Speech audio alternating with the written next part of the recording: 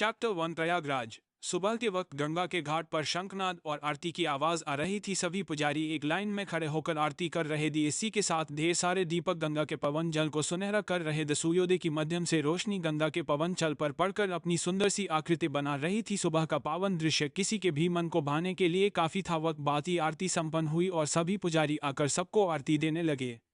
वही एक लड़की अपने सर पर दुपट्टा लिए हुए हाथ जोड़ी खड़ी थी। पुजारी जी जब उसके पास आए तो उसने अपनी आंखें खोली। पुजारी जी ने यूज आरती दी और कहा, विधि बेटा आज आप अकेली आई है, आपकी बहन कहाँ है? आरती लेते हुए कहा, और कहाँ होगी पुजारी जी, हमेशा की तरह आज भी के अकेले 101 दिए जला रही है। विधि ने इतना ही कहा था कि सभी के कानों में एक मीठी सी आवाज पड़ी, क्या यहाँ हमारी बात हो रही है? ये बोले एक सुंदर सी लड़की सिंपल सा सालवा सूट पहने वही चली आ रही थी। आते ही उस लड़की ने महापुजारी जी से आशीर्वाद लिया तो उन्होंने उसके सर पर हाथ रख उस आशीर्वाद दिया। एमएचए पुजारी जी ने यूएस लड़की की तरफ देखकर कहा, हम अभी आकब की ही बात कर रहे थे, या फिर ये कह लीजिए कि हमें कुछ बताना था आपको। महापुजारी जी की बात सुनकर यूएन दोनों ने ही एक साथ कहा, और वह बात क्या है? इस पर पुजारी जी ने कहा, कल राजस्थान से एक शाही परिवार कुछ दिनों के लिए आने वाले हैं और वह एक एमएचए आरती करवाना चाहते हैं और इस महाआरती की सारी जिम्मेदारी हम आप दोनों को देना चाहते हैं। दोनों ही मुस्कुराती और एक लड़की ने उनसे कहा, आप बिल्कुल परेशान ना हो पुजारी जी, आप जैसा चाहते हैं वैसा ही होगा, हम दोनों हाई इस जिम्मेदारी को बहुत अच्छे से निभाएंगे। इस पर पुजारी जी ने दोनों के सर पर हाथ रखकर कहा, हमें आपसे यही उम्मीद थी। यह बोल वो वाहन से चले गए। यूएस लड़की ने अब विधि की तरफ देखकर कहा, तो क्या बेट चल रही थी हमारे बारे में? आपको पता है हमें कितनी हिचकिए रही थी। उस लड़की की बात सुनकर विधि ने उस लड़की के कन पकड़कर कहा, आप बस घर चलिए, वैदे ही आपकी सारी हिचकियां टुमा निकालेंगे। वैदे ही विधि से अपने कन चुराते हुए बोली, विधु हमारे कन तो छोड़िए, अपनी ही बहन के साथ कोई भला ऐसा अत्याचार करता है क्या? वैदे ही की बात सुनकर विधि ने उसके कन छोड़ दिए और कहा, तो बताइए कल रात घर क्यों नहीं आई और ना ही हमारे और माँ के एक भी फोन उठाए? आपने ऐसा क्यों किया? आपको पता है माँ कितनी परेशान हो गई थी।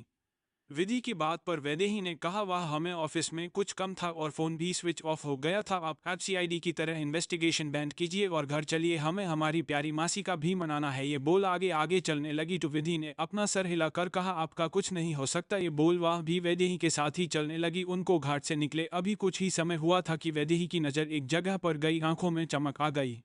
वैदेही ने अपनी आंखों की उस चम्मच के साथ विधि को देखा। विधि तो पहली समझ गई थी कि ये लड़की आज तो दोनों को मार पदवाने के मूड में है। कुछ वक्त बाद वैदेही और विधि दोनों ही घर के सामने खड़ी थी। यूएन दोनों ने ही एक दूसरे की तरफ देखा और दोनों धीमे धीमे कदमों से घर के अंदर आ गई। पर दोनों जैसे ही हॉल में आई, यूएन दोनों को हाई एक औरत अपने दोनों हाथ बंधे खड़े हुए दिखाई दी। ये देखते ही विधि के चेहरे का रंग उड़ गया। विधि ने अपना सर घुमाकर वैदेही को देखा, जिसके चेहरे पर डर का नमो निशान तक नहीं था। तभी विधि के कान में आवाज पड़ी, विधि आप अपने कमरे में जाइए, हमें वैदेही से कुछ बात करनी है। उनकी बात सुनकर विधि ने कुछ कहना चाहा पर वह औरत जिसका नाम मंजरी था उन्होंने एक बार कहा, हमें कुछ नहीं सुनना। हमने कहा आप अपने कमरे में जाइए तो जाइए। इस बार विधि ने उनका विरोध नहीं किया और वह वैदेही को एक नज़र देखकर अपने कमरे में चली गई।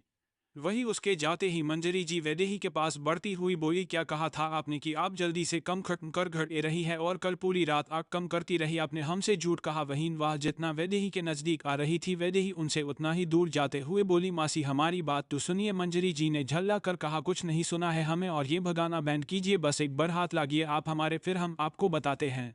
मंजरी जी वैदेही को पकड़ने के लिए उसके पीछे भागती रही और वही वह खिलखिलाते हुए उनसे दूर भागते रही। कुछ देर तक यही सिलसिला चलता रहा। वैदेही को पकड़ने के लिए मंजरी जी पूरे घर के चक्कर कट रही थी पर वैदेही कहाँ पकड़ में आने वाली थी। थक हार कर मंजरी जी हॉल में रखे सोफे पर ही बैठ गई और गहरी गहरी सांसें लेने लगी। वैदेही ने जब उन्हें देखा तो उसके चेहरे पर बड़ी सी मुस्कुराहट आ गई। वैदेही चलकर सोफे के पास आई और उनके साथ बैठती हुई बोली, वेश मासी आप तो इतने में ही थक गई, आपको पता है हमें तो कितना मजा ले रहा था। उसकी बात सुनकर मंजरी जी ने उसके कन पकड़कर कहा, शैतान आपको मजा आता है अपनी मासी को इस तरह परेशान करने में? आपको पता है हम कितना परेशान हो जाते हैं आपको अपनी आंखों के सामने ना देखकर, और ऊपर से आपका फोन भी बैंड रहा था। वैदेही ने दर्द से अपने कान छुड़ाते हुए कहा, है मासी हमारे कान तो छोड़िए, हमें बहुत दर्द हो रहा है। इस पर उन्होंने वैदेही के कान छोड़ दिए तो वो कल अर्जेंट मीटिंग आ गई थी जिसकी वजह से हमारे बॉस ने हमें रात में भी काम दे दिया था और काम जरूरी था, इसीलिए हमें रात भर रुकना पड़ा। और हम आपको बताना चाहते थे पर हमारे फ़ोन की बैटरी डेड हो गई थी, इसीलिए हम आपको नहीं इन्फॉर्म कर पाए। उसकी बात सुन मंजरी जी उठी और बिना उससे कुछ कहे वहां से जाने लगी। तभी वैदेही ने उनका हाथ पकड़ा और अपने दूसरे हाथ में पकड़ा ठेला उनकी तरफ बढ़ा दिया। मंजरी जी ने जब यूएस ठेले की तरफ देखा तो वो समझ गई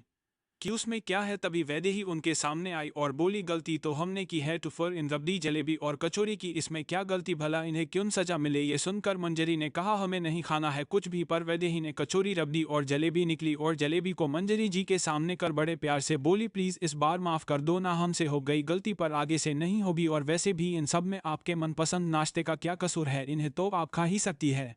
वैदेही ने इतने प्यार से कहा कि मंजरी जी का दिल पिघल गया। उन्होंने वैदेही को गले से लगा कर कहा, इस बार माफ कर रहे हैं पर अगली बार नहीं, अगली बार ऐसा कुछ किया तो हम आपसे सच में नाराज हो जाएंगे। उनकी बात पर वैदेही ने कहा, ऐसा कभी नहीं होगा क्योंकि आप कभी हमसे ज्यादा समय के लिए नाराज नहीं हो सकती और वैसे भी हम आपको माना ही लेंगे। ये सुन मंजरी जी ने वैदेही को देखा, काफी वक्त बीत गया था। विधि अपने कमरे में चाकर लगा रही थी, उस समझ ही एने चाय आ रहा था कि बाहर क्या हो रहा है। उससे अब रहा नहीं गया तो दरवाजा खोल हॉल की तरफ चली गई, पर हॉल में आते ही उसका मुंह खुला का खुला रह गया। उसने हैरानी से अपने सामने देखा जहां मंजरी जी और वैदेही एक दूसरे को बड़े प्यार रबड़ी जलेबी खिला रही। विधि उन दोनों के सामने गई और अपने मुंह फुला कर बोली, ये सब क्या है, हमें तो लगा था यहाँ गुस्से भरा माहौल होगा पर यहाँ पर तो कुछ और ही हो रहा है। फिर वो मंजरी की तरफ देख कर बोली, और माँ आप तो वैदेही से नाराज थी ना, और यहाँ तो आप खुद ही बड़े प्यार से उससे जलेबियां खिला रही है क्या, इसीलिए अपने हम कमरे में भेजा था ताकि आप सब हमें अपना ये प्यार ना दिखा सके। उसकी बात पर मंजरी जी कुछ बोलती उससे पहले ही वैदेही उसके पास आकर उसके गले में अपने हाथ डाल बोली, बिल्कुल सही समझी आप। अब आप तो जानती है विदु की हमारी मासी हमें आपसे भी ज्यादा प्यार करती है, तो फिर आप कैसे सोच सकती है कि वो हमसे ज्यादा देर तक नाराज रह सकती है। वैदेही की बात पर विधि ने उससे घूर कर देखा और उसके हाथ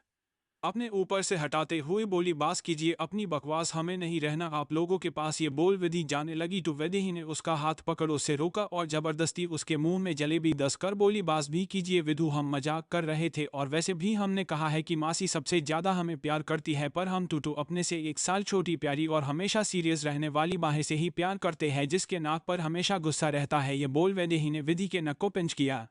विधि ने वैदेही की तरफ घूर के देखा तो वैदेही ने उसके गाल खींचते हुए कहा, ऐड मुस्कुरा भी दीजिए विधु, वरन आपके इस चेहरे पर झुर्रियों का डेरा हो जाएगा तो आप रिधि की शादी में नहीं जा पाएंगी। फिर आप हमें मत कहना कि हम आपको लेकर नहीं गए। शाम का वक्त, विधि और मंजरी जी बिल्कुल तैयार होकर बैठी वैदेही का इंतजार कर रही थी, पर वैदेही थी कि अभी तक तैयार ही नहीं हुई थी। विधि ने मंजरी की तरफ देखकर कहा, माँ हमने आपसे पहले की कहा था कि आपकी लाडली इतनी जल्दी तैयार नहीं होगी। उसने इतना कहा ही था कि सीढ़ियों से उतरती हुई वैदेही ने कहा, मासी को हमारे खिलाफ भड़काना बैंड कीजिए विधु।